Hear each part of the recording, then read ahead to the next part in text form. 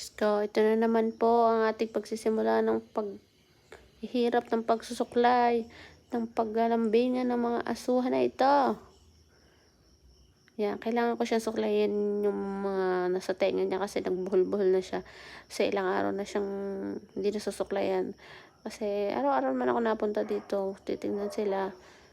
Pero minsan kasi pag naligawan ko na sila, iniantay ko na lang silang matuyo. Hindi ko na sila binoblower kasi napakatagal talaga nilang i-blower. Almost 1.5 hour. Diyan lang kay Alka. Kasi napakakapal ang buhok niya. Grabe. Kita niyo naman.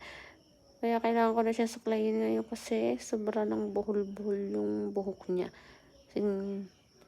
Naputol ko na dyan yung mga buhol yung buhok kasi hindi na kaya talaga suklayan. No, yung husky ko naman, hindi naman siya masyadong ganon kailangan suklayin kasi standard husky naman siya. Hindi makapal yung buhok niya and pino naman siya. Yan, ganyan lang siya. Sariling mundo, mangungulit, malapit minsan, mga halik, maglalambing.